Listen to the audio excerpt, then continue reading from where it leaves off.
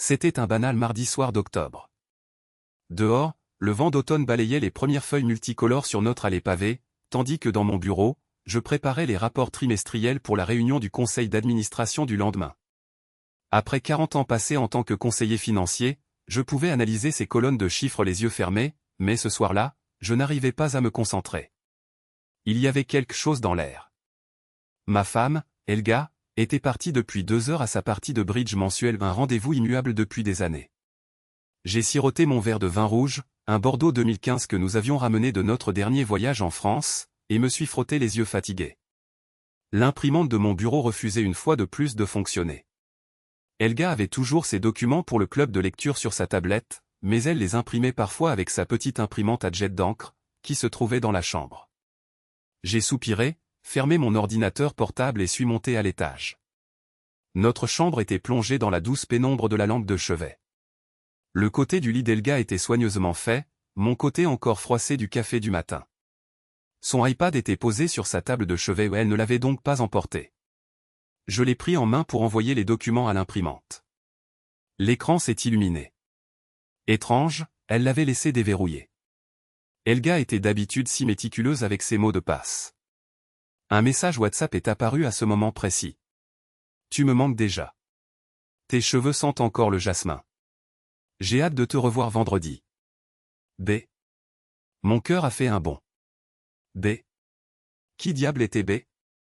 Mes doigts se sont déplacés d'eux-mêmes sur l'écran, ouvrant la conversation. Des dizaines de messages entre Helga et un certain Bernd sont apparus. La conversation s'étalait sur plusieurs semaines. Tes mains dans mes cheveux, je ne peux penser à rien d'autre. Tu es une déesse. Je veux te sentir à nouveau. Si ton mari savait ce que nous faisons. Les mots se brouillaient devant mes yeux. Mes mains tremblaient tellement que j'ai dû poser la tablette sur le lit. Une douleur lancinante s'est répandue dans ma poitrine. J'avais 67 ans, Helga 65. 42 ans de mariage. 2 enfants adultes.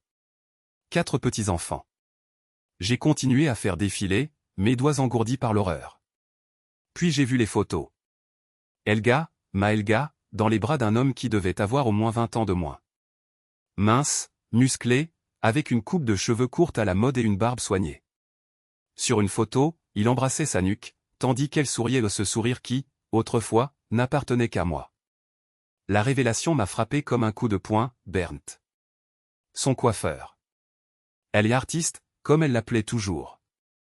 L'homme qui lui coupait et colorait les cheveux toutes les 6 semaines depuis 2 ans. L'homme dont elle avait si souvent vanté les mains habiles. J'ai dû m'asseoir. Le sang bourdonnait dans mes oreilles. Le vin rouge dans mon estomac menaçait de remonter. Sur la table de chevet se trouvait une photo encadrée de nos noces d'or l'année dernière. Helga portait un élégant tailleur couleur crème, ses cheveux gris argentés savamment relevés. À côté d'elle, j'étais debout, fier et ignorant, avec un sourire qui allait jusqu'aux oreilles. Mon smartphone a vibré dans ma poche. Un message d'Helga, je serai un peu en retard aujourd'hui. Ne t'inquiète pas, bisous. La partie de bridge. Bien sûr. Combien de fois avait-elle eu des parties de bridge ou des réunions du club de lecture ces derniers mois? Combien de fois était-elle rentrée un peu en retard, avec les joues rouges et cet éclat particulier dans les yeux? J'ai fermé les yeux et respiré profondément. L'air dans notre chambre me semblait soudain étouffant et étranger. Le léger parfum de jasmin de son parfum, que j'avais toujours tant aimé, me donnait maintenant la nausée. Que devais-je faire? La confronter? Conserver les preuves? Faire comme si je n'avais rien vu et enquêter secrètement? Mes pensées s'emballaient, tandis que j'étais assis, hébété, sur notre lit conjugal, entouré des souvenirs d'une vie commune et des preuves de son effondrement. Le matin qui a suivi ma découverte s'est levé avec une clarté impitoyable. J'avais à peine dormi, j'avais compté les heures jusqu'à ce qu'Helga rentre vers minuit. Son visage avait cet éclat rose que j'attribuais autrefois à sa passion pour le bridge. Maintenant, je savais à quoi m'en tenir. La partie a traîné aujourd'hui, avait-elle dit, en me donnant un baiser fugace sur la joue. Gerda ne pouvait pas s'empêcher de parler de sa nouvelle hanche. J'avais hoché la tête, avait fait semblant d'éteindre la télévision et de me diriger vers le lit. C'était bien, oui? Vous avez passé un bon moment? Bien sûr, comme toujours. Elle s'était détournée, avait commencé à enlever ses boucles d'oreilles. Tu as l'air fatigué, Herbert. Tout va bien? Herbert. C'est ainsi qu'elle m'appelait toujours quand elle était inquiète ou qu'elle voulait quelque chose de moi. Jamais HERB, comme à nos débuts, et encore moins chérie ou mon trésor de tels noms d'affection avaient disparu de notre vocabulaire depuis longtemps. Maintenant, j'étais assis à la table du petit déjeuner et je la regardais étaler sa confiture avec précision sur sa tartine de pain complet. Ses mouvements étaient si familiers, la façon dont elle tenait la cuillère, dont elle remuait son café, 3 fois dans le sens des aiguilles d'une montre, ni plus, ni moins. 42 ans que j'observais cette femme, et pourtant elle me paraissait soudain étrangère. Je me disais qu'on pourrait peut-être aller au théâtre vendredi, dis-je nonchalamment en sirotant mon café. La nouvelle pièce au théâtre municipal paraît excellente. Helga se figea une fraction de seconde. Si bref que je ne l'aurais pas remarqué si je ne l'avais pas guetté. Vendredi? Oh, c'est impossible, malheureusement. J'ai rendez-vous chez le coiffeur. Tu sais comme c'est difficile d'avoir un créneau chez Bernd. Bernd. Le nom seul me noua l'estomac. Je l'imaginais, ses mains parcourant les cheveux d'Helga, elle fermant les yeux et arborant ce petit sourire satisfait que j'avais tant aimé autrefois. Tu ne peux pas déplacer le rendez-vous? Pour une soirée ensemble? Ma voix était plus calme que je ne me sentais. Elle secoua la tête, prit une gorgée de café. C'est vraiment impossible. Il est tellement demandé. Si j'annule, je n'aurai pas de nouveau rendez-vous avant des mois. Je comprends, dis-je en repliant le journal que de toute façon je n'avais pas lu. Une autre fois, alors. Helga acquiesça, soulagée de ma soumission rapide. Et la semaine prochaine? Je serai plus disponible. Je souris, un sourire qui n'atteignit pas mes yeux. Bien sûr. Pas de problème. Elle se leva, fit le tour de la table et me déposa un baiser sur le front. Tu es un amour. Je dois y aller, cours de yoga. Quand la porte d'entrée claqua, je laissai tomber ma tête dans mes mains. Le silence dans la maison était étouffant. Notre foyer, où nous avions élevé nos enfants, où nous voulions vieillir, me semblait soudain un musée d'un bonheur révolu. Je sortis mon smartphone et ouvris le navigateur. Salon Bernd créatif, quelques secondes suffirent pour trouver le site web. Moderne, minimaliste, avec des photos en noir et blanc de femmes aux coiffures sophistiquées. Et le voilà, Bernd Keller, 45 ans, maître en son art, avec un sourire éclatant et ce regard perçant qui, vraisemblablement, faisait fondre nombre de ses clientes. Je fis défiler la page, trouver les horaires d'ouverture, l'adresse. Le salon était situé dans la vieille ville, à seulement 10 minutes à pied de chez nous. Je l'avais vu 100 fois sans y prêter attention. Une énième boutique branchée parmi une enfilade de boutiques et de cafés. Mon regard tomba sur les avis. 5 étoiles de presque toutes les clientes. Bernd a des mains magiques. Enfin quelqu'un qui comprend ce que je veux. Pas seulement un coiffeur, mais un conseiller de vie. Ce dernier commentaire me fit rire amèrement. Je cliquai sur la galerie de photos du salon. Et la voilà Helga, sur une photo d'une fête de Noël du salon l'année dernière. Elle portait la robe rouge que je lui avais offerte pour nos 40 ans de mariage et se tenait, riant, appuyée contre Bernd, qui avait un bras autour de sa taille. Un cliché anodin pour quiconque ne savait rien. Une accusation pour moi. Les images sur l'iPad ne m'avaient pas trompé. C'était réel. Ma femme, avec qui j'avais passé toute ma vie d'adulte, me trompait avec un homme assez jeune pour être notre fils. Je me levai, allai à la fenêtre et contemplai notre jardin automnal. Les roses, que Helga entretenait avec tant d'amour, étaient fanées. Les feuilles du vieux chêne tombaient lentement au sol. Tout passe, tout change. Pourquoi avais-je cru que notre mariage serait immunisé contre le temps? Mon reflet dans la vitre me montrait un vieil homme. Les cheveux fins et gris, la peau ridée, le dos légèrement courbé. Était-ce la raison? Étais-je devenu trop vieux, trop familier, trop ennuyeux? Je repensais aux dernières années. La routine qui s'était installée. Le silence au dîner, interrompu seulement par le cliquetis des couverts et des remarques occasionnelles sur le temps ou les nouvelles. Les rares contacts, les moments intimes encore plus rares. Avais-je vu venir les choses et simplement détourné le regard? Mon smartphone vibra. Un message de notre fils Thomas, tout va bien chez vous? Pensez à l'anniversaire de Léna dimanche prochain. Léna, notre petite fille aînée, allait avoir 10 ans. Il y aurait une fête, avec gâteau et cadeaux, et Helga et moi, nous souririons et ferions comme si tout allait pour le mieux. Les grands-parents parfaits, le couple parfait.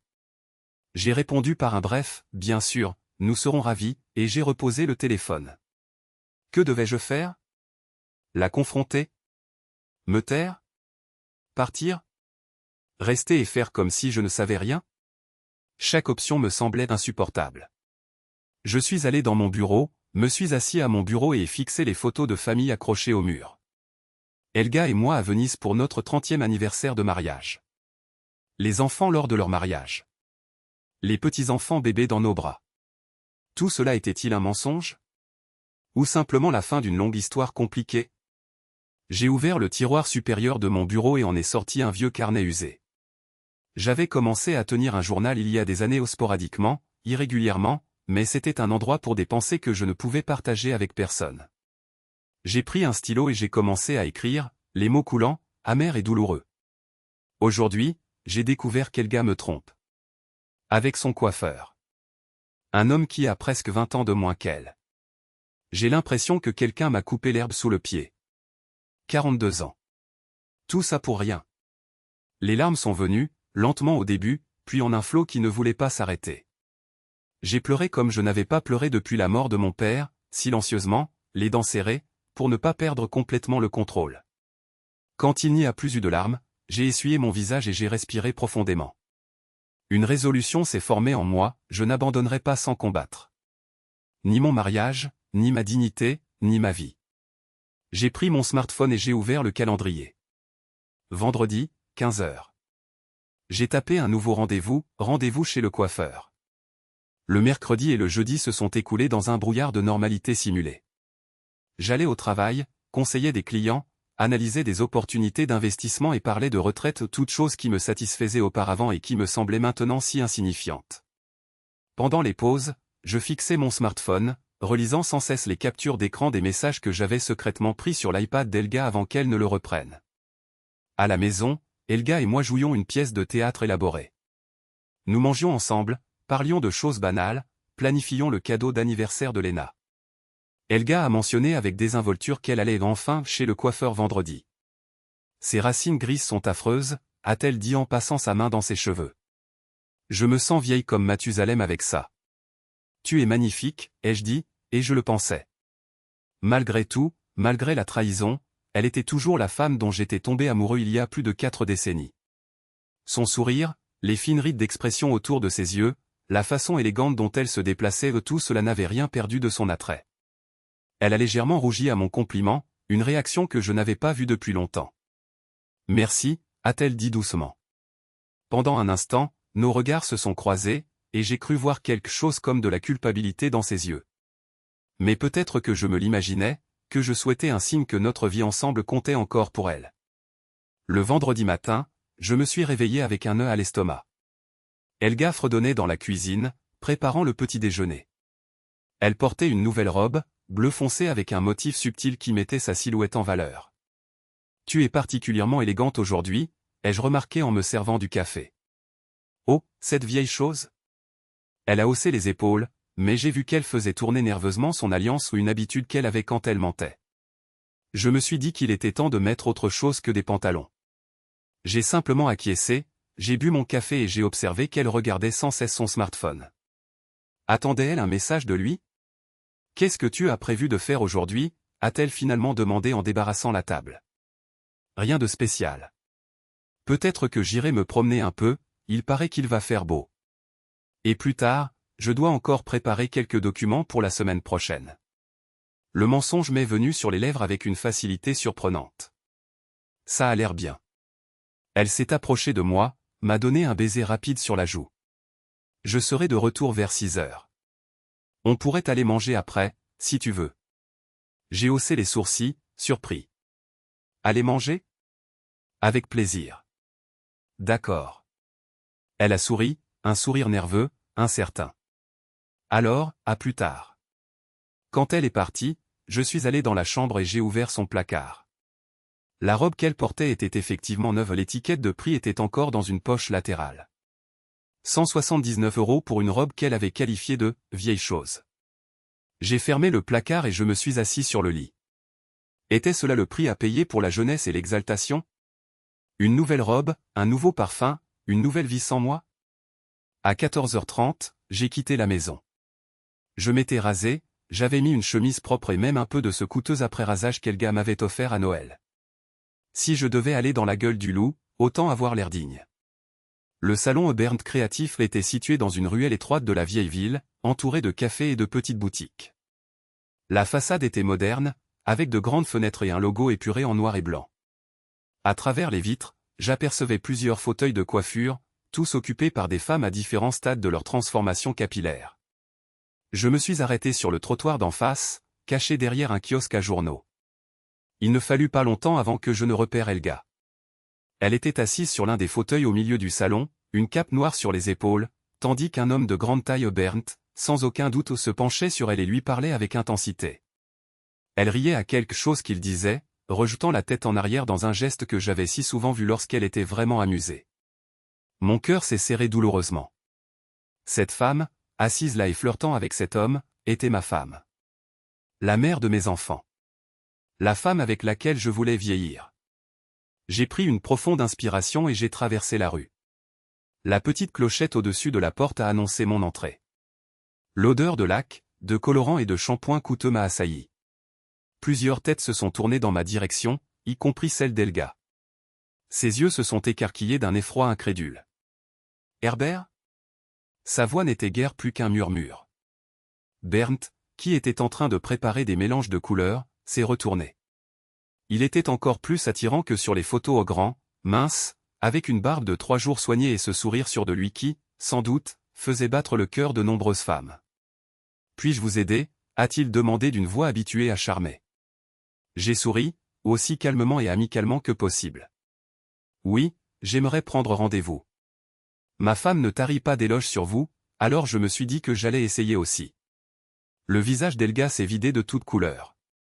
Elle était assise, figée sur le fauteuil, ses mains agrippant convulsivement les accoudoirs. Bernd a haussé les sourcils, surpris. Votre femme? Oui, Elga Winkler. Elle est assise juste là. J'ai pointé Elga du doigt, dont les yeux imploraient maintenant mon regard. Bernd a regardé entre nous deux, son sourire professionnel vacillant brièvement. Oh, monsieur Winkler. Bien sûr, Elga m'a beaucoup parlé de vous. Ah bon? Pensais-je amèrement. Probablement pas tout. Malheureusement, je n'ai plus de rendez-vous disponible aujourd'hui, a poursuivi Bernd, reprenant ses esprits. Mais ma collègue Lisa aurait du temps pour vous dans une demi-heure. C'est très aimable à vous, mais j'aimerais vraiment être servi par vous personnellement. Elga dit que vous avez des mains magiques. J'ai soutenu son regard, ne laissant aucun doute sur le fait que je savais exactement ce qui se passait ici. L'atmosphère dans le salon est devenue sensiblement plus tendue. Les autres clientes et coiffeurs essayaient de ne pas écouter trop ouvertement, mais il était clair que notre conversation attirait toute l'attention. « Herbert, qu'est-ce que tu fais ici ?» La voix d'Elga tremblait légèrement. « Je pensais te faire une surprise, chérie. » Je me suis approché de son fauteuil. « Tu as tellement parlé de Bernd ces derniers temps, que je voulais enfin le rencontrer. » Bernd s'est raclé la gorge, visiblement mal à l'aise. « Monsieur Winkler, comme je vous l'ai dit, ce n'est malheureusement pas possible aujourd'hui. Mais je pourrais vous proposer un rendez-vous la semaine prochaine. » La semaine prochaine? J'ai fait mine d'être surpris. Mais Elga obtient toujours un rendez-vous immédiatement quand elle appelle. Y a-t-il une raison particulière à cela? Le silence dans le salon était maintenant complet. Même la musique de fond semblait avoir baissé de volume. Elga s'est levée brusquement, la cape glissant de ses épaules. « Herbert, s'il te plaît. Pas ici. » Je l'ai regardé droit dans les yeux, toute la douleur et la colère des derniers jours menaçant de remonter à la surface. Le plan n'était pas de faire une scène. Je voulais juste voir, de mes propres yeux, si c'était vrai. Et maintenant j'avais ma réponse. « Excusez-moi, dis-je enfin, sans m'adresser à personne en particulier. Je ne voulais pas déranger. » Je me retournai et me dirigeai vers la porte. Au moment où je posais la main sur la poignée, j'entendis la voix d'Elga derrière moi, « Herbert, attends. » Mais je n'attendis pas. Je sortis dans le soleil d'automne, qui me parut soudain trop vif, trop cru pour l'obscurité qui régnait en moi. Je marchais sans but dans les rues de la vieille ville, croisant des groupes de touristes joyeux et des habitants affairés. Personne ne me prêta attention à un vieil homme au regard embué de larmes et aux mains tremblantes. Mon smartphone vibra dans ma poche. Un message d'Elga, où es-tu? Il faut qu'on parle. S'il te plaît. Je ne répondis pas. Qui avait-il encore à dire? Les preuves étaient irréfutables, la situation claire. Ma femme avait une liaison avec son coiffeur, et maintenant, ils savaient tous les deux que j'étais au courant. Je me retrouvais finalement assis sur un banc au bord du fleuve, fixant l'eau qui s'écoulait et me demandant ce qu'il allait advenir. Notre vie, notre histoire commune, tout semblait soudain remis en question. Cela valait-il la peine, pour quelques moments de passion avec un homme plus jeune? Avais-je été une telle déception en tant que mari? Le soleil commença à se coucher, baignant le ciel de teintes rouges spectaculaires. Je pensais à tous les couchers de soleil qu'Elga et moi avions contemplés ensemble en voyage, dans le jardin de notre maison, sur la plage pendant nos vacances d'été. Ces moments avaient-ils été aussi importants pour elle que pour moi? Mon téléphone sonna.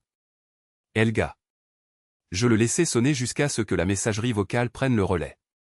Quelques secondes plus tard, un autre message arriva, je suis à la maison. S'il te plaît, reviens. Il faut qu'on parle. Je me levai, époussetai mon pantalon et me mis en route pour la maison. Il était temps d'affronter cette confrontation que j'avais si longtemps repoussée. Temps de faire face à la vérité, aussi douloureuse fut-elle. En ouvrant la porte d'entrée, je fus accueilli par un silence inhabituel. Pas de bruit de télévision, pas de musique, pas de cliquetis de vaisselle provenant de la cuisine, seulement le silence pesant, chargé d'attente, d'une maison où une dispute est imminente. Elga était assise dans le salon, les mains croisées sur ses genoux, le visage pâle et les yeux rougis. Elle avait pleuré. Ses cheveux étaient à moitié colorés, à moitié encore avec les racines grises apparentes, un symbole bizarre de notre vie, prise au piège entre l'apparence et la réalité. « Tu es rentré, dit-elle doucement, tandis que je restais debout dans l'encadrement de la porte. C'est toujours chez moi, non? Ma voix était plus dure que je ne l'avais voulu. Elle tressaillit, puis acquiesça lentement. Bien sûr que oui. Je m'assis en face d'elle dans mon fauteuil, celui que nous avions choisi ensemble il y a 15 ans, qui s'était parfaitement adapté à mon corps au fil des années. Un autre symbole de cette constance que j'avais tenue pour acquise. Depuis combien de temps ça dure, Elga? Elle baissa les yeux, ses doigts jouant nerveusement avec l'ourlet de son chemisier.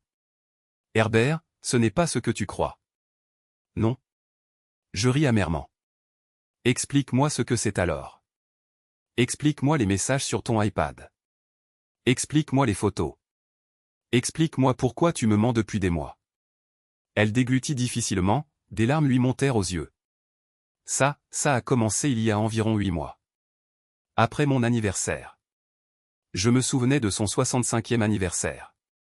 Nous avions fêté ça en petit comité, avec les enfants et les petits-enfants. Je lui avais offert un collier de perles, qu'elle avait poliment admiré, mais qu'elle n'avait jamais porté. Tu as tellement changé à ce moment-là, continua-t-elle. Tu étais soudain si absent.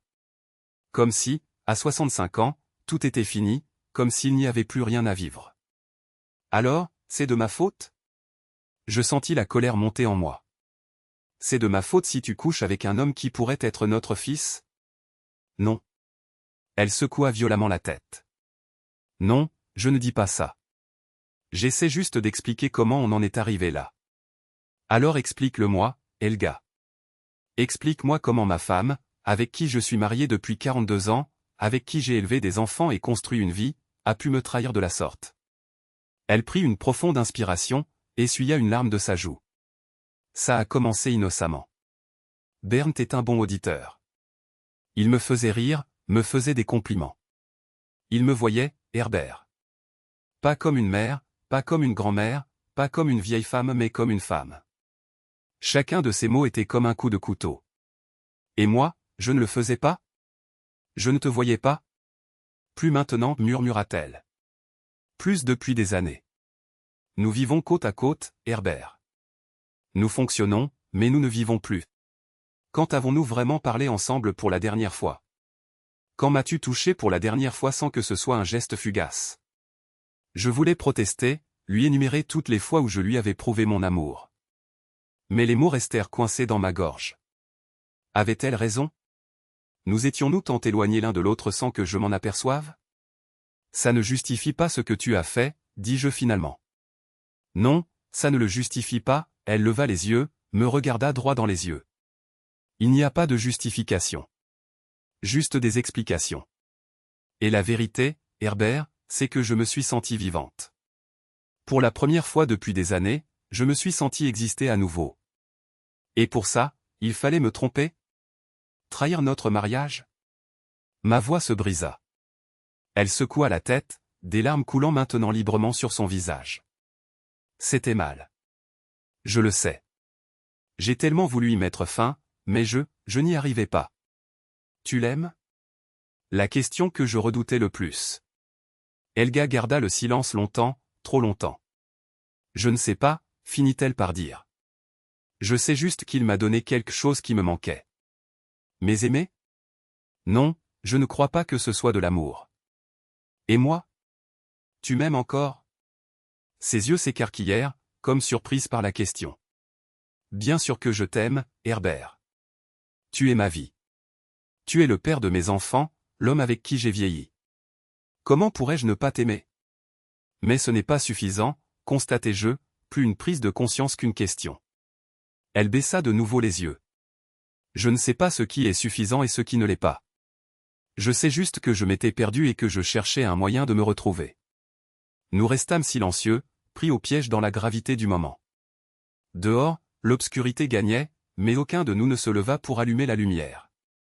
Le crépuscule correspondait à notre état d'esprit, pas tout à fait la nuit, mais loin de la lumière du jour. Qu'est-ce qui se passe maintenant? Demanda-t-elle finalement à voix basse. Une bonne question. Qu'est-ce qui se passait maintenant? Je n'avais pas de réponse. Allais-je la quitter? Pourrions-nous surmonter cela? Notre mariage était-il assez fort pour survivre à cette trahison?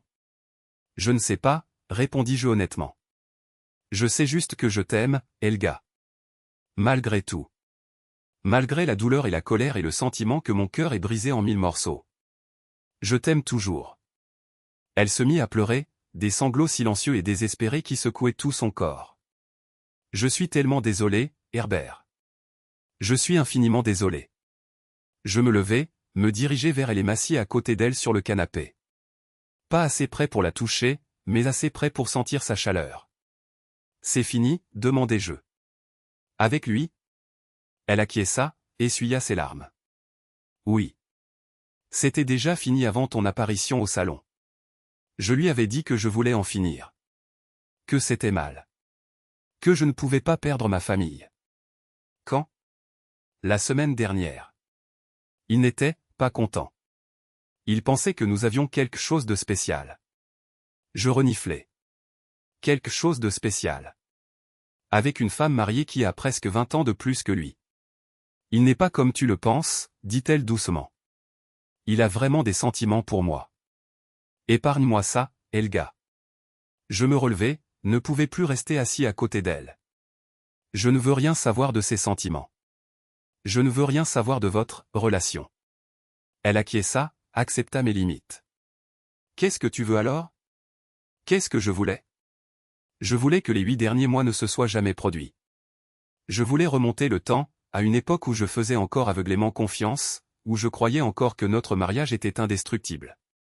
Mais c'était impossible. Je veux comprendre, dis-je finalement. Je veux comprendre ce qui est si cassé dans notre mariage que tu as dû chercher ailleurs ce que je ne pouvais pas te donner. Elle me regarda, surprise par ma réponse. Tu n'abandonnes pas comme ça? 42 ans, Helga. Ça ne se jette pas comme ça. Je me rassieds, cette fois dans mon fauteuil. Mais j'ai besoin de temps. Et d'honnêteté. D'une honnêteté totale de ta part. Elle acquiesça, une lueur d'espoir brillait dans ses yeux. Tout ce que tu veux. Je ferai tout pour regagner ta confiance. Ce ne sera pas facile, la prévins-je. Je ne sais pas si je pourrai un jour faire autant confiance qu'avant. Je sais. Elle croisa les mains sur ses genoux, un geste de soumission. Mais je vais essayer. Chaque jour. Tant que tu me donnes la chance. J'acquiesçai lentement. J'ai une condition. Tout, dit-elle immédiatement. Tu changes de coiffeur. Un faible sourire effleura son visage. Bien sûr. Je comptais le faire de toute façon. Nous restâmes assis en silence, tous deux épuisés par les montagnes russes émotionnelles. L'horloge dans le couloir sonna 8 heures, nous avions oublié notre dîner. On se fait livrer quelque chose, demanda-t-elle prudemment. Je n'ai pas faim, répondis-je sincèrement. Mon estomac était noué par la douleur et l'incertitude. Moi non plus. Elle se leva. Je vais nous faire un thé. Pendant qu'elle était dans la cuisine, je fixais l'obscurité par la fenêtre. Est-ce que c'était la bonne chose à faire? Aurais-je dû la mettre à la porte? Aurais-je dû partir? Je ne savais pas. Je savais seulement que, malgré tout, je ne voulais pas la perdre. Que j'étais prêt à me battre pour nous, pour notre histoire, pour l'amour qui devait encore exister quelque part sous toute cette douleur et cette trahison. Lorsqu'elle revint avec 2 tasses fumantes, je la regardai vraiment pour la première fois depuis longtemps. Les fines rides autour de ses yeux, les mèches grises dans ses cheveux à moitié teints, la légère courbure de ses épaules. Ce n'était plus une jeune femme, tout comme je n'étais plus un jeune homme. Nous avions changé, nous avions vieilli, nous nous étions peut-être perdus en chemin. Il faut qu'on réapprenne à se parler, dis-je en prenant la tasse qu'elle me tendait. Vraiment se parler. Elle acquiesça et se rassit. Oui. Il le faut. Et on devrait peut-être consulter un professionnel. Elle parut surprise. Une thérapie de couple? Pourquoi pas? Si on est sérieux au sujet de ce nouveau départ, on devrait explorer toutes les possibilités. Tu as raison. Elle prit une gorgée de thé. Je chercherai des thérapeutes dans le coin demain. Un autre silence s'installa, mais il était différent, moins pesant, plus comme une inspiration avant le prochain pas. Herbert? Sa voix n'était qu'un murmure. Oui. Merci. De ne pas être simplement parti. Je la regardais, cette femme qui avait partagé ma vie, qui m'avait si profondément blessé et que je ne pouvais toujours pas abandonner. Je ne peux pas te promettre que ça marchera, Helga. Mais je peux te promettre que j'essaierai. Elle acquiesça, les larmes brillant dans ses yeux. C'est tout ce que je demande. Nous bûmes notre thé dans un silence désormais empreint d'une lueur d'espoir, un espoir fragile, incertain, mais un début malgré tout. La nuit qui suivit notre discussion fut l'une des plus longues de ma vie. Nous dormîmes dans des chambres séparées, en moi dans la chambre à coucher, Helga dans la chambre d'amis. C'était son idée, et j'en étais reconnaissant. L'idée de me coucher à côté d'elle, de sentir sa chaleur tout en sachant qu'un autre homme l'avait touchée, était plus que je ne pouvais supporter pour le moment. Le samedi se leva gris et pluvieux, à l'image de mon humeur. Je me levai tôt, n'ayant de toute façon presque pas dormi. Lorsque j'arrivai dans la cuisine, Helga était déjà là, fraîchement douchée et habillée, et préparait le petit déjeuner. Bonjour, dit-elle prudemment, comme si elle avait peur de me faire peur. Bonjour, répondis-je en m'asseyant à table. Elle posa une tasse de café devant moi au noir, avec une pointe de sucre, exactement comme je l'aimais. Un petit geste qui montrait qu'elle me connaissait, après toutes ces années. C'était étrangement réconfortant et douloureux à la fois. J'ai cherché des thérapeutes, dit-elle en préparant des œufs brouillés. Il y a un cabinet dans le coin qui est spécialisé en thérapie de couple. Ils ont de bonnes critiques en ligne. J'acquiesçai et pris une gorgée de café. Ça a l'air bien. Ils ont un créneau libre lundi après-midi. Je l'ai réservé provisoirement, mais on peut aussi le décaler si c'est trop tôt pour toi.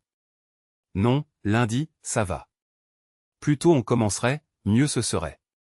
La blessure était fraîche, les émotions à vif, c'était peut-être le meilleur moment pour commencer à guérir.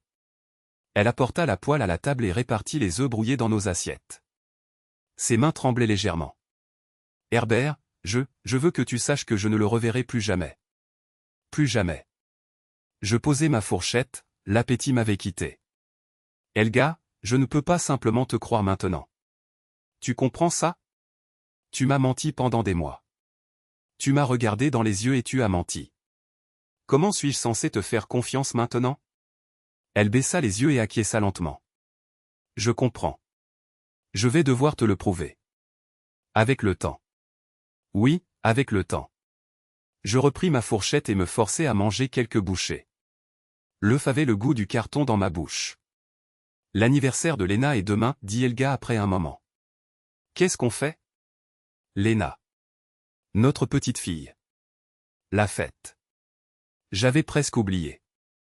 L'idée de faire semblant devant nos enfants et petits-enfants que tout allait bien me paraissait soudain impossible.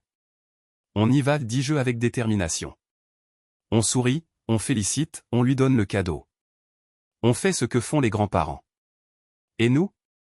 Et ce qui s'est passé? Ça reste entre nous, Helga. Les enfants n'ont pas besoin de savoir ça. Pas maintenant, peut-être jamais.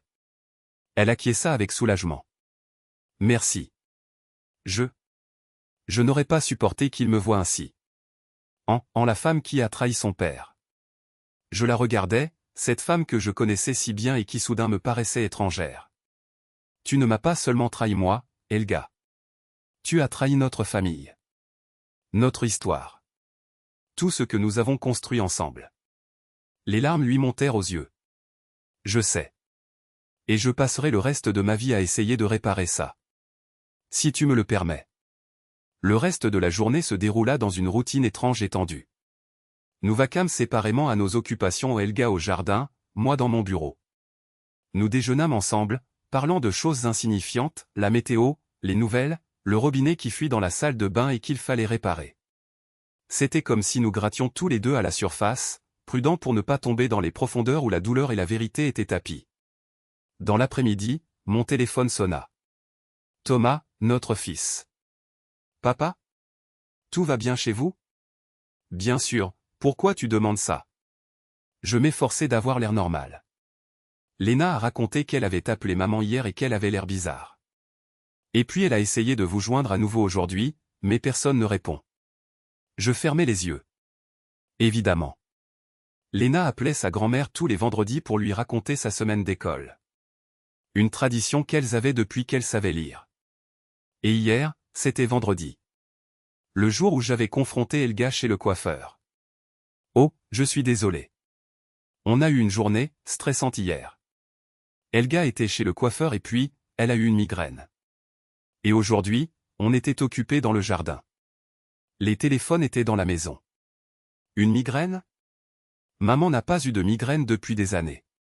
Je soupirais intérieurement.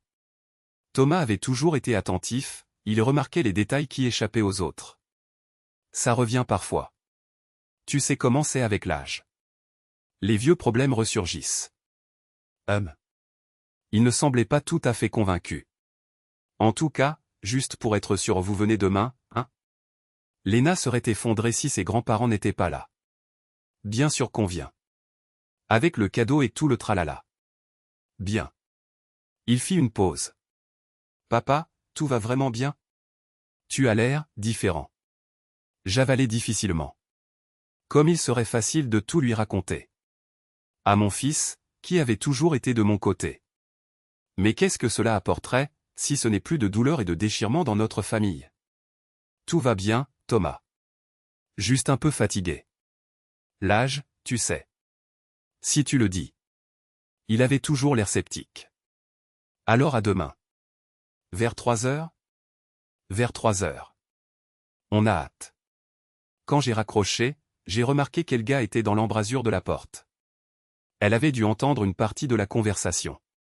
Thomas, demanda-t-elle doucement. J'acquiesçai. Il s'inquiétait parce que Léna t'a appelé hier et que tu as paru bizarre.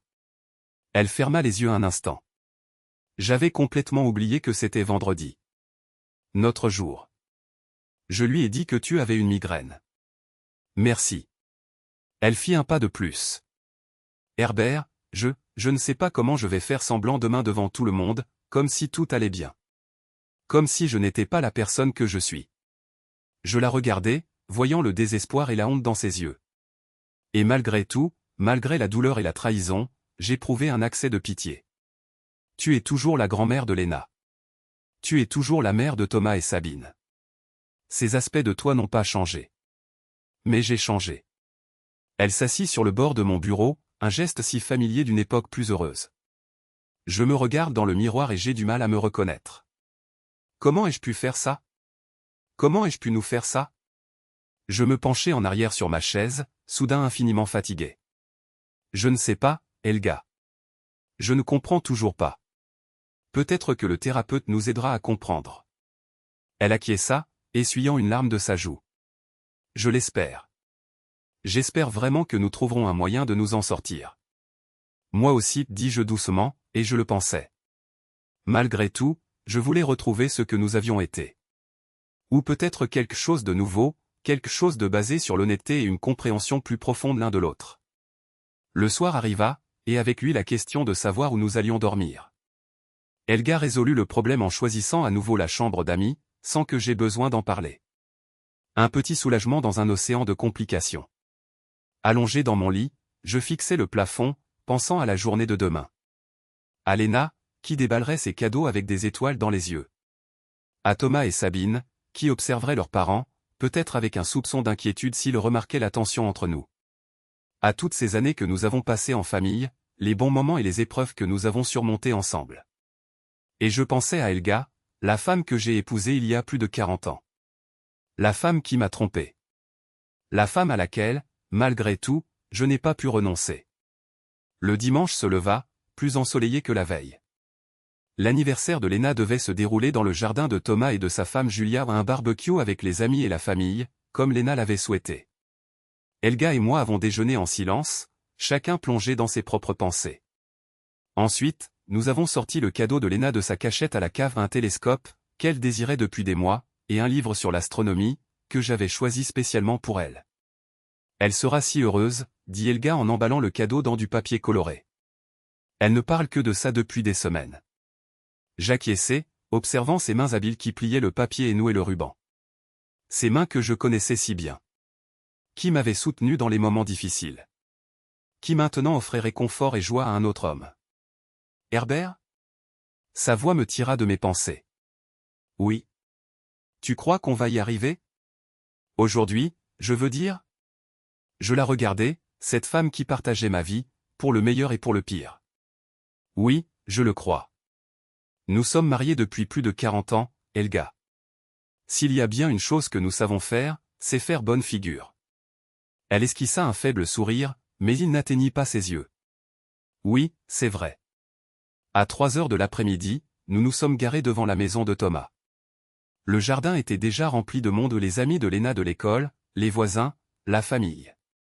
Des ballons colorés ornaient la clôture, et les premières saucisses grésillaient sur le grill.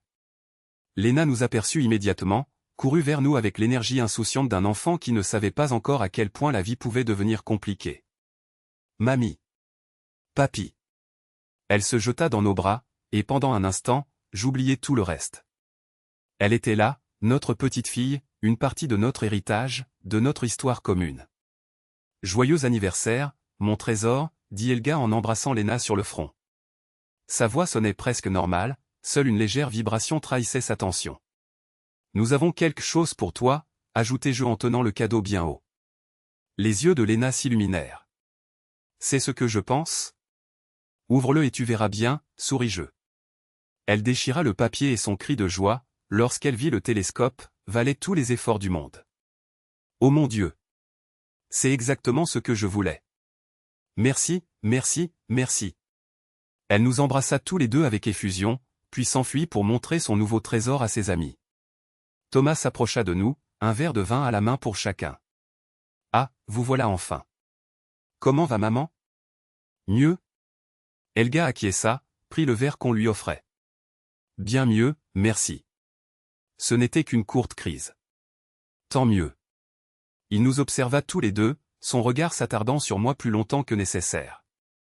Papa, tu as l'air fatigué. Oh, tu sais, dis-je en haussant les épaules, à notre âge, on ne dort plus aussi bien. Il acquiesça lentement, pas tout à fait convaincu. Bon, profitez bien de la fête. Julia s'est vraiment donné du mal. Nous avons passé les heures suivantes à bavarder avec les autres invités, à regarder Léna déballer ses cadeaux et à faire comme si tout allait pour le mieux. Helga restait la plupart du temps près de moi, comme si elle cherchait protection ou peut-être pardon en ma présence.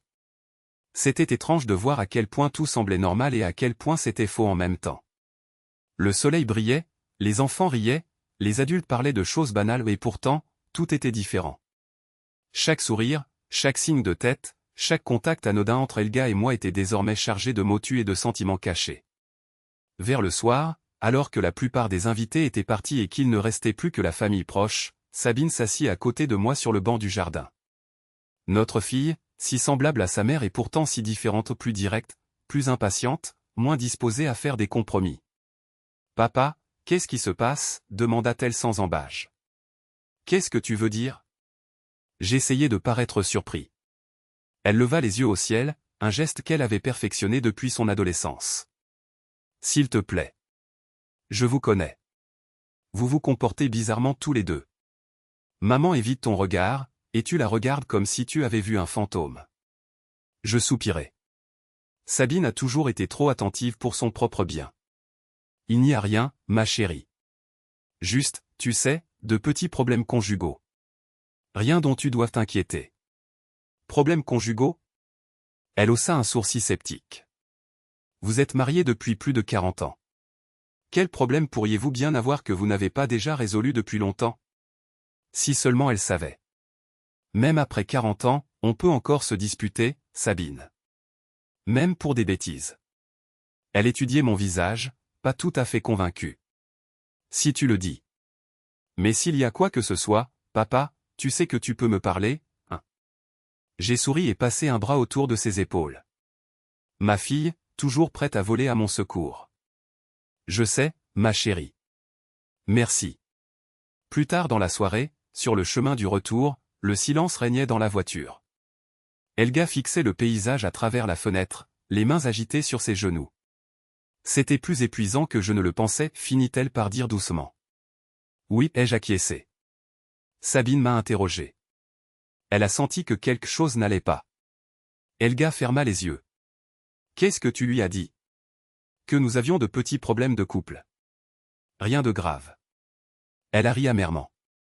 De petits problèmes de couple. On pourrait dire ça comme ça, oui. Je lui ai jeté un coup d'œil. Dans la pénombre de la voiture, elle avait l'air fatiguée, vieillie. Les événements des derniers jours avaient laissé des traces. On a rendez-vous chez le thérapeute demain, lui ai-je rappelé. Elle a hoché la tête. Oui. Demain. Un nouveau départ, peut-être. Peut-être, ai-je répété en écho, sans être sûr de pouvoir y croire. Mais que nous restait-il d'autre que d'essayer? En arrivant à la maison, nous sommes entrés en silence. Helga s'est arrêtée dans le couloir, hésitante. Je vais aller dans la chambre d'amis, a-t-elle dit d'une voix hésitante. J'ai hoché la tête, soudainement trop fatigué pour d'autres discussions. Bonne nuit, Helga. Bonne nuit, Herbert. Elle a fait un pas vers moi, comme si elle voulait m'embrasser, mais s'est arrêtée, incertaine. Au lieu de cela, elle a brièvement serré mon bras et est montée à l'étage.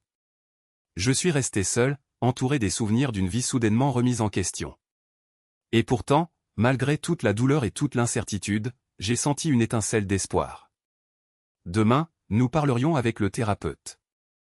Demain, nous commencerions à ramasser les morceaux brisés et à voir ce que nous pouvions en recréer. Si ce serait suffisant, je ne le savais pas. Mais j'étais prêt à essayer. Pour nous. Pour notre histoire. Pour l'amour qui, malgré tout, était encore là, quelque part enfoui profondément en moi sous toute cette douleur. Le cabinet du thérapeute de couple se trouvait dans un immeuble ancien rénové à la périphérie du centre-ville. Docteur Martina Berger, comme l'indiquait la plaque de laiton à côté de la porte, spécialiste en psychiatrie et psychothérapie, spécialisée en thérapie de couple. Helga et moi étions assis en silence dans la salle d'attente, entourés d'un mobilier discret et d'une douce musique relaxante. Des peintures abstraites dans des tons apaisants de bleu et de vert étaient accrochées au mur. Une fontaine d'eau gargouillait doucement dans un coin. Tout était conçu pour créer une atmosphère calme et sécurisante, un contraste frappant avec la tempête qui faisait rage en moi. Helga feuilletait nerveusement un magazine, sans vraiment lire. Ses mains tremblaient légèrement. Elle portait une simple robe bleu foncé et avait relevé ses cheveux en un chignon soigné. Plus aucune trace de la coloration à moitié faite de vendredi, elle avait dû la terminer elle-même, pendant que je ne regardais pas. Monsieur et Madame Winkler? Une voix amicale m'a tiré de mes pensées. Le docteur Berger se tenait dans l'embrasure de la porte, une femme d'une cinquantaine d'années aux cheveux gris courts et aux lunettes sans monture. Elle portait un simple pantalon noir et un chemisier blanc, professionnel mais accessible. Oui, ai-je dit en me levant. Helga a fait de même. Entrez, je vous en prie. Le docteur Berger a souri chaleureusement et nous a conduits dans son cabinet. La pièce était plus grande que prévu, avec 2 canapés confortables disposés l'un en face de l'autre et un fauteuil entre les deux. De grandes fenêtres laissaient entrer beaucoup de lumière, et là aussi, des peintures abstraites étaient accrochées au mur. Asseyez-vous, je vous en prie. Le docteur Berger a indiqué les canapés. Souhaitez-vous quelque chose à boire? Eau, thé, café? Nous avons tous deux refusé et nous nous sommes assis sur l'un des canapés, en laissant une distance notable entre nous. Le docteur Berger s'est assis dans le fauteuil, a posé un bloc-notes sur ses genoux et nous a regardés attentivement. Alors, monsieur et madame Winkler, qu'est-ce qui vous amène à moi? Helga et moi avons échangé un regard. Qui allait commencer? Qui allait raconter l'histoire qui avait changé notre vie à jamais? Finalement, je me suis éclairci la gorge. Ma femme a eu une liaison. Avec son coiffeur. Le docteur Berger a hoché la tête, sans montrer de surprise ou de jugement apparent. Je comprends. Et quand avez-vous appris cela, monsieur Winkler? Il y a 4 jours. J'ai trouvé des messages sur son iPad. Et puis je suis allé au salon vendredi et je l'ai confronté. Helga a avalé sa salive bruyamment, ses mains se crispant sur ses genoux. C'était un moment terrible. Je peux l'imaginer, a dit doucement le docteur Berger. Pour vous deux. Madame Winkler, souhaitez-vous ajouter quelque chose? Helga a hoché la tête lentement. C'est vrai. J'ai eu une liaison. Pendant environ 8 mois. Je l'avais déjà terminé avant qu'Herbert ne le découvre. Mais, bien sûr, ça ne rend pas les choses meilleures. Depuis combien de temps êtes-vous marié? Demanda le docteur Berger. 42 ans, répondis-je. Nous avons 2 enfants adultes et 4 petits-enfants. Une longue période, acquiesça le docteur Berger, approbateur. Et vous avez décidé de venir me voir, ce qui signifie que vous êtes tous les deux prêts à travailler sur votre relation. C'est une première étape importante. Helga me lança un regard reconnaissant auquel je ne répondis pas. Oui, j'étais là. Mais si j'étais prêt à vraiment pardonner, je n'en étais pas encore sur moi-même. Monsieur Winkler, pouvez-vous me dire ce que vous ressentez quand vous pensez à la liaison de votre femme? La question me prit au dépourvu, bien qu'elle soit évidente. Qu'est-ce que je ressentais? Colère, douleur, trahison, déception, tout cela me semblait trop simple, trop insuffisant pour la tempête qui faisait rage en moi. Je me sens vide, dis-je finalement. Comme si quelqu'un avait arraché un trou dans ma poitrine. Je suis en colère, oui. Et blessé. Mais surtout, je me sens trahi. Pas seulement au sens propre. Trahi de ce que je croyais être la vérité. De la sécurité que j'avais trouvée dans notre mariage. Le docteur Berger acquiesça, compréhensif. Ce sont des réactions très normales à une telle rupture de confiance. Et vous, madame Winkler? Que ressentez-vous? Helga baissa les yeux sur ses mains, puis me regarda, puis détourna de nouveau le regard. De la honte, dit-elle doucement. Une honte profonde, accablante. Et du regret. J'ai du mal à croire que j'ai fait ça. Que j'étais prête à risquer tout ce que nous avons, pour quelque chose qui, au final, était dénué de sens. L'était-ce vraiment? Demanda doucement le docteur Berger. Dénué de sens? Helga hésita, cherchant ses mots. Non, admit-elle finalement. Ce n'était pas dénué de sens. Cela m'a donné quelque chose qui me manquait. Un sentiment de vivacité. D'être vu. D'être désiré. Chacun de ces mots était comme un coup de poignard dans mon cœur. L'avais-je tant négligé? Avais-je été si aveugle à ses besoins? Monsieur Winkler, comment vous sentez-vous en entendant cela? Le docteur Berger m'observait attentivement. Comme un raté, dis-je honnêtement. Comme si j'avais échoué en tant que mari. Comme si je n'avais pas vu ce dont ma femme avait besoin. Ce n'est pas juste, rétorqua immédiatement Helga. Tu n'as pas échoué, Herbert. C'est moi qui ai échoué. J'aurais dû te parler, au lieu de chercher ailleurs ce qui me manquait. Le docteur Berger acquiesça, approbateur.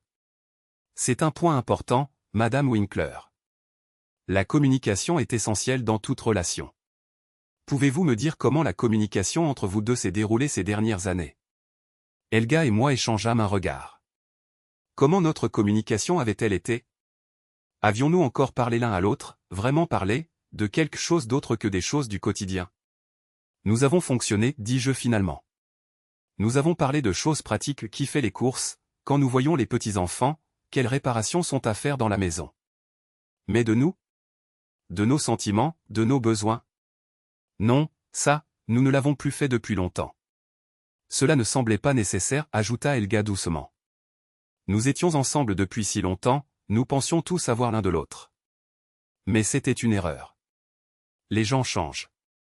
Les besoins changent. Et nous avons manqué à notre devoir d'en parler. Le docteur Berger prit des notes, puis acquiesça. C'est un processus de prise de conscience très important. Beaucoup de couples qui sont ensemble depuis longtemps tombent dans ce piège. Ils cessent de se parler parce qu'ils croient qu'il n'y a rien de nouveau à dire. Mais c'est le contraire, plus nous sommes ensemble, plus il devient important de rester en contact, parce que nous changeons et évoluons constamment. Elle se pencha en avant, nous regarda tous les deux avec sérieux. Ce que je souhaite travailler avec vous lors des prochaines séances, c'est d'abord un espace sûr dans lequel vous pourrez tous les deux parler honnêtement de vos sentiments et de vos besoins. Ensuite, nous examinerons ce qui a conduit à la rupture dans votre relation, non pas pour blâmer, mais pour comprendre. Et enfin, nous travaillerons à rétablir la confiance, si vous le souhaitez tous les deux. J'acquiesçai lentement. Cela semblait être une approche raisonnable, même si je n'étais pas sûr de pouvoir un jour accorder de nouveau ma confiance entière. Pour aujourd'hui, j'aimerais vous donner un petit exercice à faire, poursuivit le docteur Berger. J'aimerais que vous trouviez chaque jour 10 minutes pendant lesquelles vous parlez ensemble de tout sauf des choses pratiques et sauf de la liaison. Parlez de vos pensées, de vos sentiments, de vos rêves. Écoutez-vous l'un l'autre, sans interrompre, sans juger. Pouvez-vous faire cela? Helga acquiesça immédiatement. Oui, bien sûr. J'hésitais. Parler 10 minutes par jour avec la femme qui m'avait brisé le cœur, de quelque chose d'autre que la douleur qu'elle avait causée? Cela me semblait un défi de taille. Je vais essayer, dis-je finalement. Le docteur Berger sourit d'un air encourageant. Je n'en demande pas plus. Le processus de guérison après une trahison est long et souvent douloureux. Il y aura des jours avec et des jours sans. L'important, c'est que vous soyez tous les deux prêts à faire le chemin ensemble.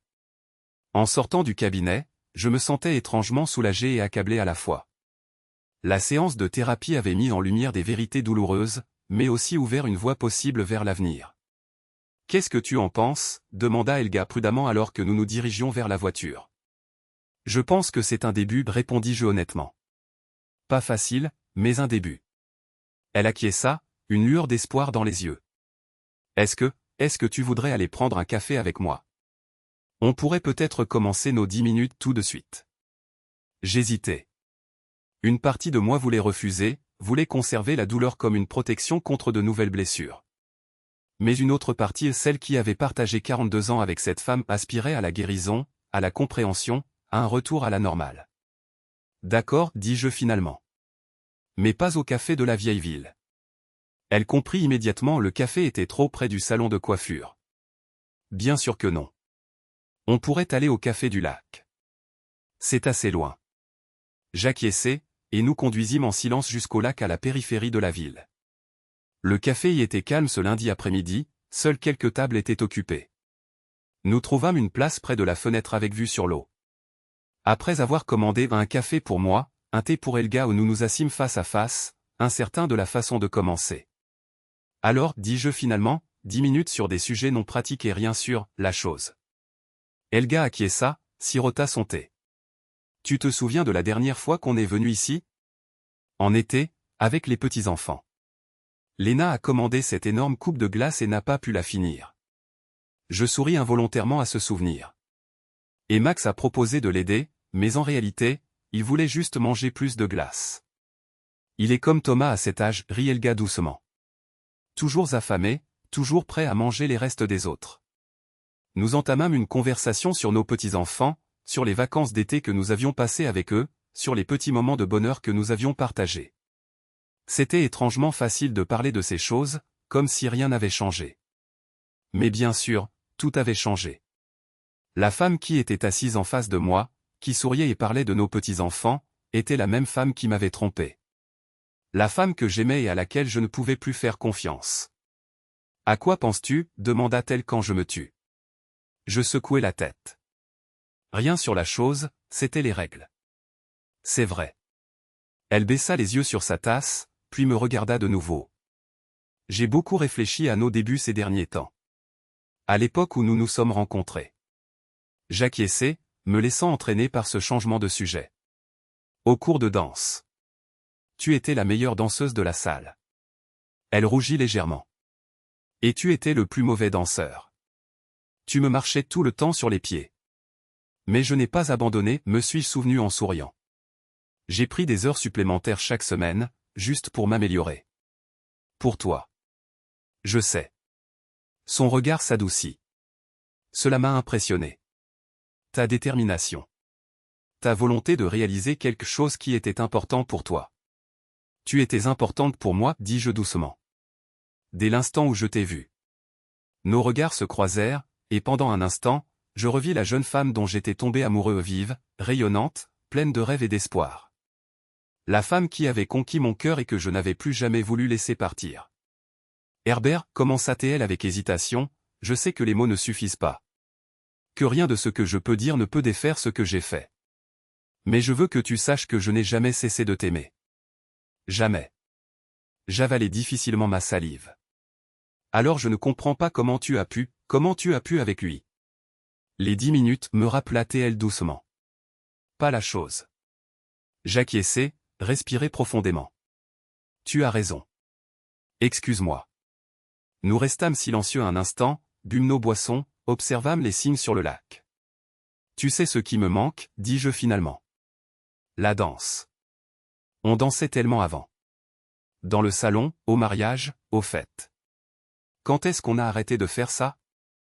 Helga réfléchit. Je ne sais pas exactement. C'est juste, devenu moins fréquent avec le temps. Comme tellement de choses. Trop de choses sont devenues moins fréquentes, constatai-je. Trop de choses importantes. Elle acquiesça, de la tristesse dans les yeux. Oui. Trop. Les 10 minutes étaient dépassées depuis longtemps, mais nous continuions à parler, du passé, des bons moments, des instants qui nous avaient liés. C'était une étrange danse entre proximité et distance, entre souvenir et présent. Lorsque nous sommes finalement partis, je me sentais épuisé, mais aussi étrangement plein d'espoir. Le chemin devant nous était long et incertain, mais peut-être, juste peut-être, y avait-il un moyen de revenir en arrière pas à ce que nous étions, mais à quelque chose de nouveau, quelque chose qui reposerait sur l'honnêteté et une compréhension plus profonde l'un de l'autre. Merci, dit Helga doucement en allant vers la voiture. Pour aujourd'hui. Pour la thérapie. De faire des efforts. Je me contentais d'acquiescer, pas prêt pour plus de mots. Mais en montant dans la voiture, je sentais que quelque chose avait changé. Une petite fissure dans le mur qui s'était élevée entre nous. Un minuscule rayon de lumière dans l'obscurité. Ce n'était pas grand-chose. Mais c'était un début. Les semaines qui suivirent notre première séance de thérapie s'écoulèrent dans un rythme étrange de proximité et de distance. Helga et moi avons suivi les instructions du docteur Berger et avons trouvé 10 minutes chaque jour pour parler ensemble du passé, des souvenirs, des pensées et des sentiments qui n'avaient rien à voir avec la trahison. Parfois, c'était difficile, parfois étonnamment facile. Nous allions voir le docteur Berger 2 fois par semaine, travaillant sur notre communication, sur notre compréhension mutuelle. Lentement, très lentement, nous avons commencé à comprendre comment nous en étions arrivés là. Ce n'était pas seulement le manque d'attention, expliqua Helga lors d'une séance, les larmes aux yeux. C'était aussi ma propre peur de vieillir. Je me regardais dans le miroir et je ne me reconnaissais pas. Les cheveux gris, les rides, le corps qui ne fonctionnait plus comme avant. Et puis Bernd est arrivé, qui me regardait comme si j'étais encore désirable, comme si j'avais encore quelque chose à offrir. J'écoutais, essayant de comprendre, même si chaque mention de son nom me faisait encore souffrir. Monsieur Winkler, demanda le docteur Berger lors d'une autre séance, avez-vous des craintes similaires concernant le vieillissement? J'ai réfléchi, honnêtement avec moi-même. Oui, ai-je admis.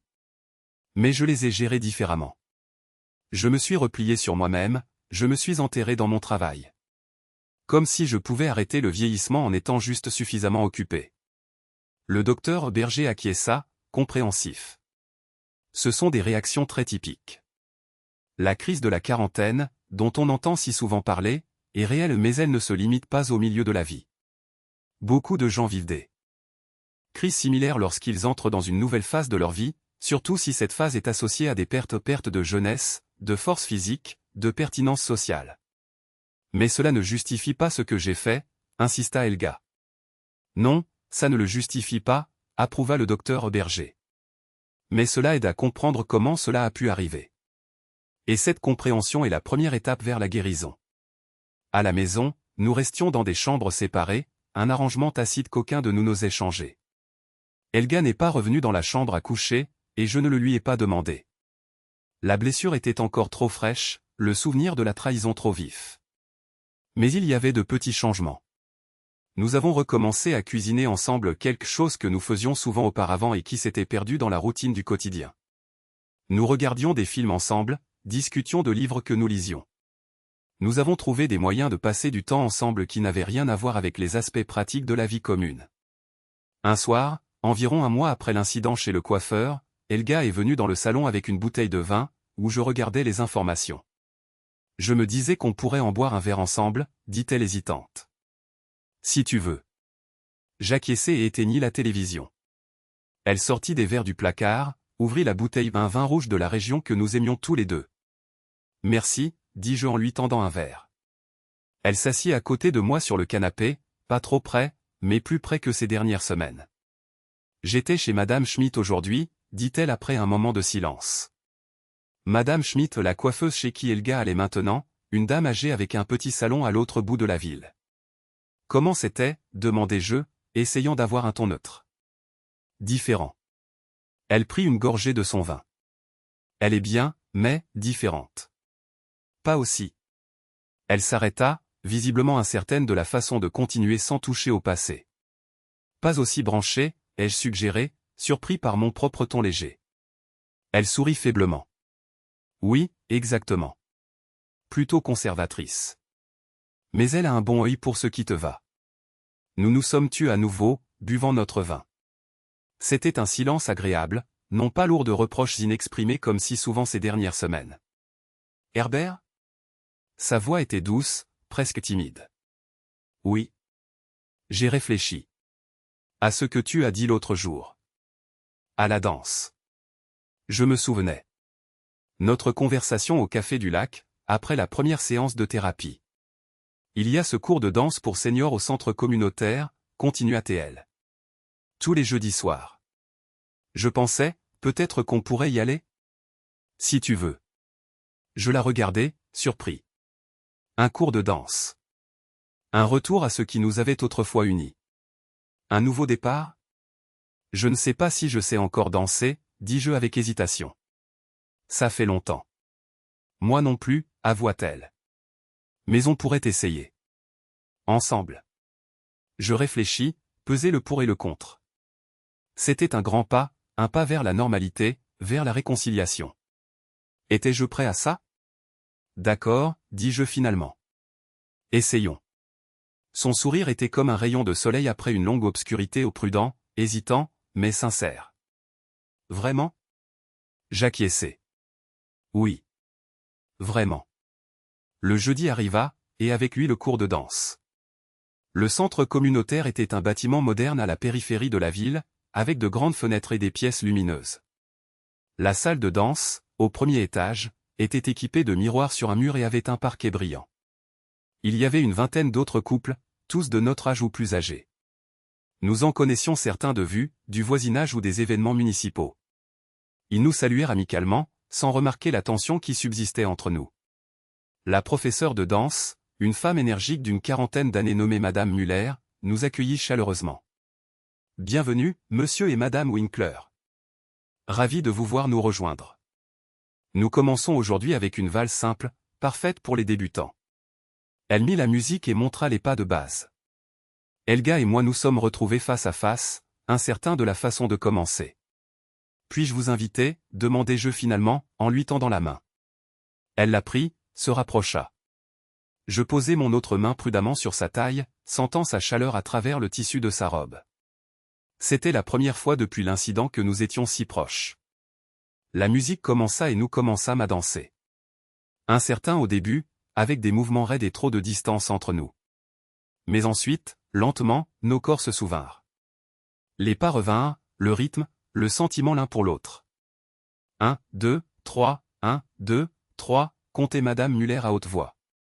Très bien, monsieur et madame Winkler. Vous avez déjà fait ça, n'est-ce pas? Elga me sourit. Il y a longtemps.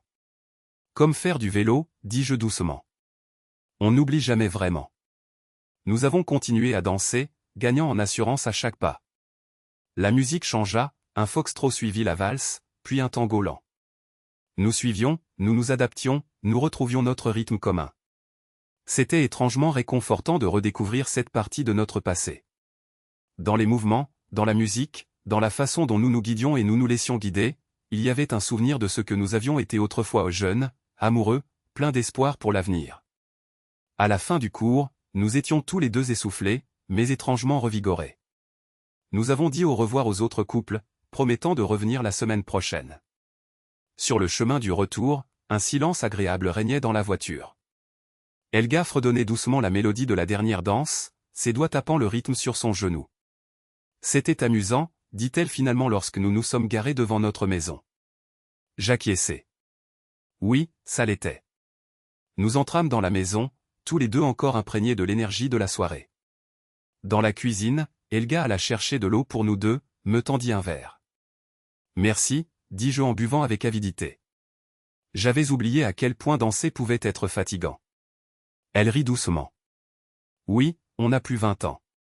Nos regards se croisèrent, et pendant un instant, il y eut quelque chose ou une connexion, un souvenir des temps passés, quand une soirée dansante se terminait souvent dans la passion.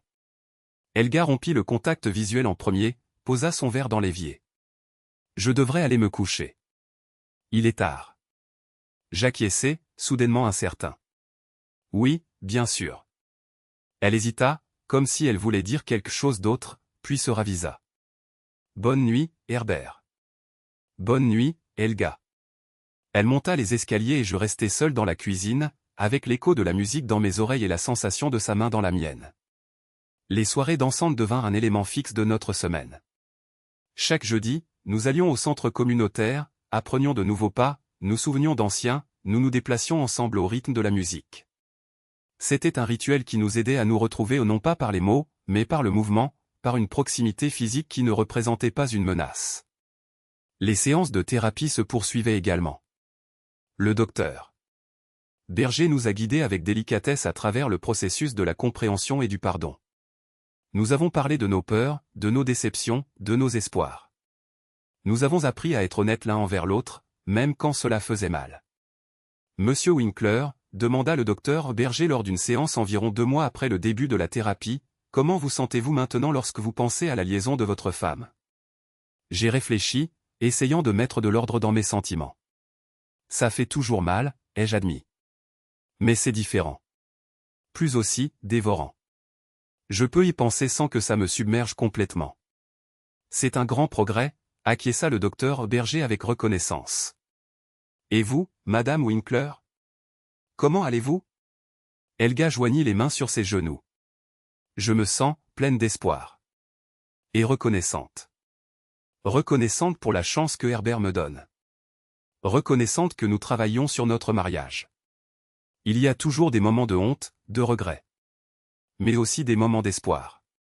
Le docteur Berger sourit. Ce sont des évolutions très positives chez vous deux. Je pense qu'il est temps de parler de la prochaine étape, la restauration de l'intimité dans votre relation. J'ai senti que je rougissais, malgré mon âge. L'intimité. Quelque chose qui avait complètement disparu de notre vie depuis l'incident. Je ne parle pas nécessairement d'intimité sexuelle, continua le docteur Berger, en remarquant notre embarras. Bien que ce soit naturellement un aspect important d'un mariage. Je parle d'intimité émotionnelle, de proximité, du sentiment d'être vraiment connecté. Helga hocha la tête, osant me regarder. J'apprécierais beaucoup cela. J'ai dégluti. Étais-je prêt pour ça? Pour plus de proximité, pour une connexion plus profonde? Les soirées de danse avaient montré que nous avions encore une harmonie physique. Mais étais-je prêt à rouvrir complètement mon cœur? Moi aussi, ai-je finalement dit. Mais ça prendra du temps. Bien sûr, approuva le docteur Berger. Il ne s'agit pas de se précipiter. Il s'agit de faire des pas conscients vers la reconnexion. Petits gestes d'affection, activités partagées qui procurent de la joie, moments d'ouverture et de vulnérabilité. Nous avons tous deux acquiescé, enregistrant ces paroles. Pour la semaine prochaine, j'aimerais que vous fassiez chacun un geste d'affection conscient envers l'autre chaque jour, continua le docteur Berger. Quelque chose de petit, mais de significatif. Un contact, un compliment, une attention inattendue. Pouvez-vous faire cela? Oui, dit Helga immédiatement. J'ai hoché la tête lentement. Je vais essayer. En rentrant chez nous, nous étions tous les deux pensifs, chacun plongé dans ses propres réflexions sur la tâche qui nous attendait. Geste d'affection. Quelque chose qui avait été si naturel auparavant et qui semblait maintenant si difficile. Le lendemain matin, j'ai trouvé une tasse de café sur mon bureau lorsque je suis entré dans mon bureau fraîchement infusé, exactement comme je l'aimais, avec un petit mot à côté, pour bien commencer la journée. H. Un petit geste. Un début. Le soir, je lui ai apporté une fleur du jardin, une rose tardive qui fleurissait encore malgré les fraîches températures automnales. Son sourire surpris en valait la peine. Jour après jour, nous avons trouvé des moyens d'échanger de petits signes d'affection. Un livre que je pensais qu'elle aimerait. Un gâteau fait maison, mon gâteau préféré, qu'elle n'avait pas fait depuis des années. Une main sur l'épaule en passant. Une écoute attentive lorsque l'autre racontait sa journée. De petites choses, des choses insignifiantes peut-être pour les étrangers. Mais pour nous, c'était des ponts au-dessus du gouffre qui s'était creusé entre nous. Le déclic s'est produit un jeudi soir, après le cours de danse. Nous avions appris un tango complexe, nous étions tous les deux fiers de nos progrès. Sur le chemin du retour, il s'est mis à pleuvoir violemment et nous avons couru de la voiture à la maison, riant comme des adolescents fuyant une tempête. Dans le hall d'entrée, nous nous sommes tenus debout, essoufflés et trempés, et nous nous sommes regardés. Les cheveux d'Helga collaient à son visage, ses yeux brillaient de rire. Sans réfléchir, j'ai tendu la main et lui ai enlevé une mèche mouillée du visage. Elle s'est figée un instant, surprise par ce contact spontané. Puis elle s'est légèrement appuyée contre ma main, ses yeux ne quittant jamais les miens. Herbert, a-t-elle chuchoté. Je ne sais pas qui a fait le premier pas soudain, nous étions dans une étreinte, mouillé et froid et pourtant si chaud. Je sentais son cœur battre, rapidement et fort, contre ma poitrine. Ses bras autour de mon cou, les miens autour de sa taille. Ce n'était pas une étreinte passionnée, pas une qui mènerait à autre chose. C'était une étreinte de réconfort, de familiarité, d'histoire partagée. Une étreinte qui disait « Nous sommes encore là. Nous sommes encore nous ». Lorsque nous nous sommes séparés, j'ai vu des larmes dans ses yeux. « Je suis tellement désolé », dit-elle doucement. « Tellement infiniment désolé. » Je hochai la tête et essuyai une larme sur sa joue. « Je sais. Pourras-tu un jour me pardonner ?» Sa voix se brisa. Je réfléchis, voulant être honnête. « J'y travaille, dis-je finalement. Un peu plus chaque jour. » Elle acquiesça, acceptant ma réponse. C'est tout ce que je peux demander. Nous restâmes ainsi un moment, proches, mais sans nous toucher. Puis elle monta les escaliers pour se changer et je restai là, avec le sentiment que quelque chose avait changé. Qu'une porte s'était ouverte, une porte longtemps restée close. Cette nuit-là, allongé dans mon lit, les yeux fixés au plafond, je repensais à notre parcours. À la douleur, à la colère, au désespoir. Au lent et laborieux travail de guérison. Aux petits moments de connexion que nous avions retrouvés. Ce n'était pas parfait. Ce ne serait plus jamais comme avant. Mais peut-être, pensais-je alors que le sommeil venait, peut-être que ça pourrait être différent. Différent, mais bien. Différent, mais à nous. L'hiver arriva tôt cette année-là. Déjà fin novembre, la neige recouvrait notre jardin, les plates-bandes où Helga avait cultivé des légumes l'été, et transformait les branches dénudées de notre vieux chêne en une œuvre d'art de blanc et de noir. C'était un samedi après-midi, peu avant Noël. Helga et moi étions assis dans le salon, elle avec un livre, moi avec le journal. Le feu crépitait agréablement dans la cheminée, projetant des ombres dansantes sur les murs. Dehors, il recommençait à neiger, d'épais flocons qui descendaient lentement vers la terre. On dirait qu'on va avoir Noël sous la neige, remarqua Helga, levant les yeux de son livre et regardant par la fenêtre. Je suivis son regard. Oui, il semble bien. Les enfants vont être contents. Nous avions décidé de fêter Noël chez nous, avec Thomas et sa famille, Sabine et son mari, et tous les 4 petits-enfants. Ce serait la première grande fête de famille depuis l'incident, comme nous l'appelions maintenant. Un test pour notre stabilité retrouvée. Helga posa son livre et se leva. Je vais nous préparer un thé. Tu en veux un aussi ? Volontiers, hochai-je la tête. Pendant qu'elle allait à la cuisine, je laissais mon regard errer dans le salon.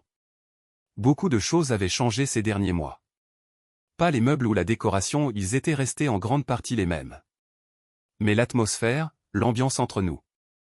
La thérapie avec le docteur Auberger avait aidé.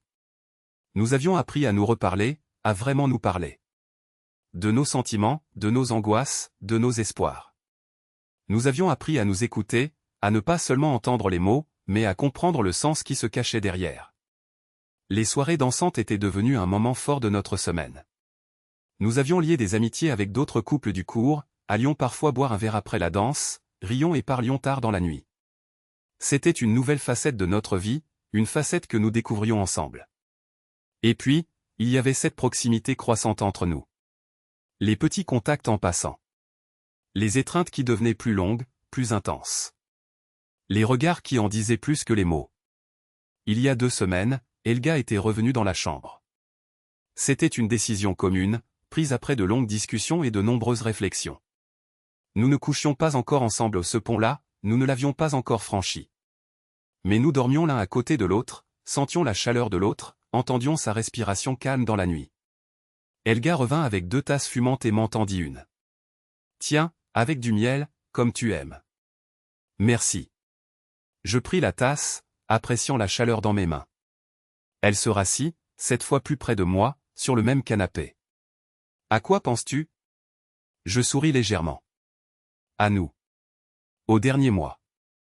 À tout le chemin que nous avons parcouru. » Elle acquiesça, le regard grave. Ce n'était pas facile. Non, ça ne l'était pas. Je pris une gorgée de thé. Mais ça en valait la peine. Elle me regarda avec surprise. Vraiment ? Oui, dis-je après une brève réflexion. Je crois que nous avons maintenant un meilleur mariage qu'avant, avant l'incident. Nous parlons plus. Nous écoutons plus. Nous sommes plus présents l'un pour l'autre. Les larmes lui montèrent aux yeux.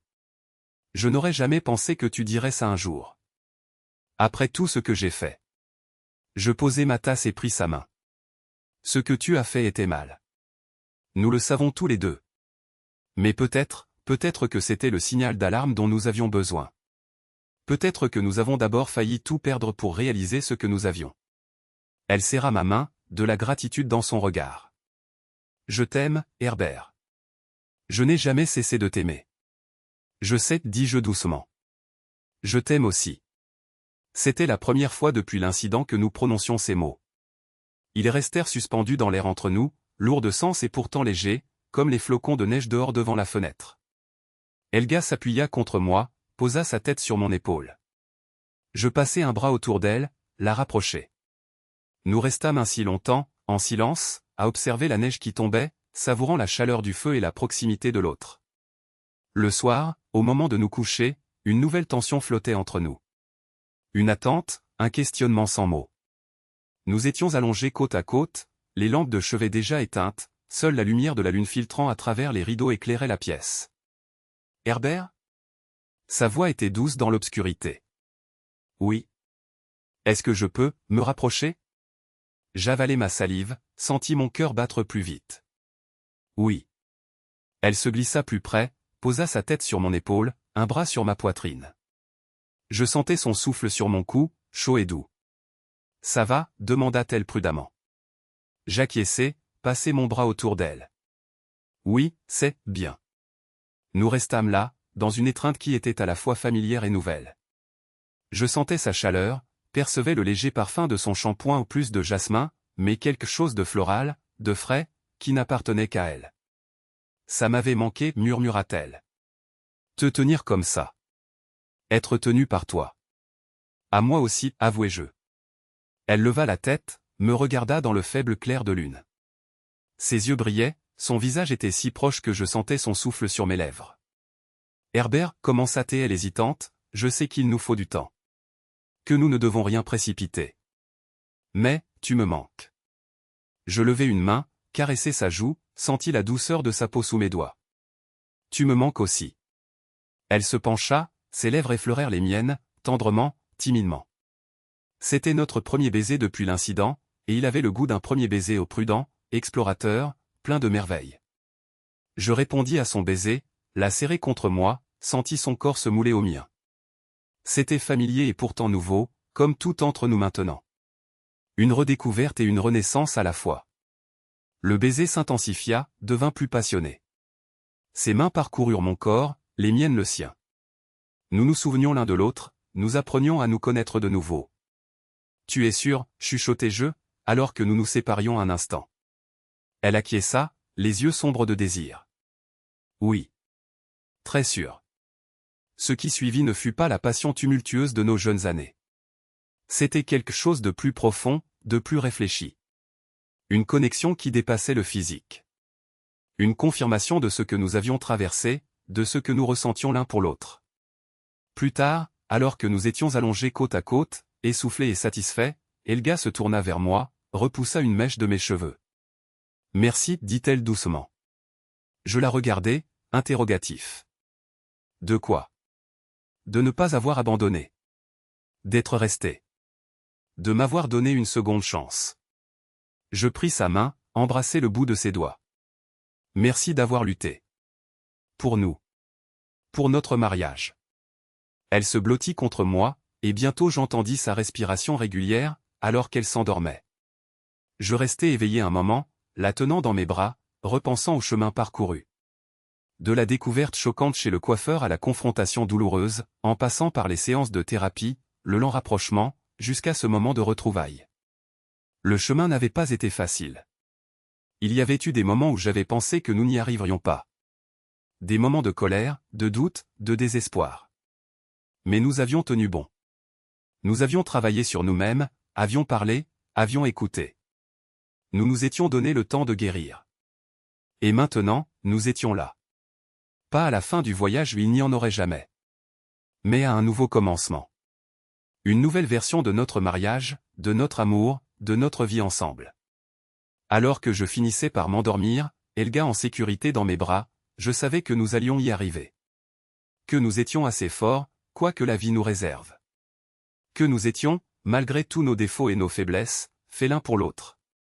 Les fêtes de Noël arrivèrent, et avec elles, notre famille. La maison était remplie de rires, de conversations, de l'énergie des enfants. Léna et Max couraient dans les pièces, jouaient à cache-cache, ouvraient leurs cadeaux avec des yeux brillants. Les deux plus jeunes petits-enfants, Emilia et Noah, regardaient avec fascination le sapin de Noël scintillant et les lumières colorées.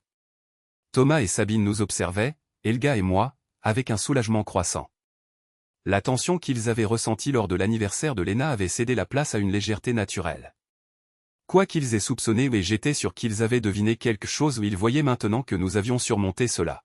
« Vous avez l'air heureux » fit remarquer Sabine, alors qu'elle m'aidait dans la cuisine à préparer le dessert. « Toi et maman. » Je souris, coupant la tarte aux pommes en parts égales. Voilà qui nous sommes. Elle étudiait mon visage, ses yeux toujours aussi perçants. Peu importe ce que c'était, je suis heureuse que ce soit fini. Je m'arrêtai, la regardai. Que veux-tu dire? Elle haussa les épaules. Papa, je ne suis pas aveugle. Il se passait quelque chose entre vous deux. Quelque chose de grave. Mais maintenant. Elle sourit. Maintenant, vous êtes redevenu vous-même. Mieux qu'avant même, je dirais. J'acquiesçai lentement. Oui, voilà qui nous sommes. Mieux qu'avant. Elle me prit spontanément dans ses bras, un geste rare de ma fille, d'ordinaire si réservé. Je t'aime, papa. Et je suis si heureuse que vous soyez tous les deux heureux. Je lui rendis son étreinte, touché par sa franchise. Je t'aime aussi, ma chérie. Alors que nous apportions le dessert au salon, je croisai le regard d'Helga par-dessus la table. Elle me sourit, un sourire plein d'amour et de compréhension. Je lui rendis son sourire, sentant la chaleur dans mon cœur. Oui, nous étions heureux. Malgré tout ce qui s'était passé. Ou peut-être justement grâce à cela. Parce que nous avions appris à ne pas considérer comme acquis ce que nous avions. Parce que nous avions appris à choisir consciemment chaque jour l'un l'autre, notre mariage, notre amour. Le coiffeur ne lui avait pas seulement coupé les cheveux. Il avait mis notre mariage à l'épreuve la plus difficile. Mais au final, il nous avait fait, sans le vouloir, le plus beau des cadeaux, la chance de nous retrouver, de nous aimer à nouveau, de recommencer à zéro. Et pour cela, aussi étrange que cela puisse paraître, j'étais presque reconnaissant.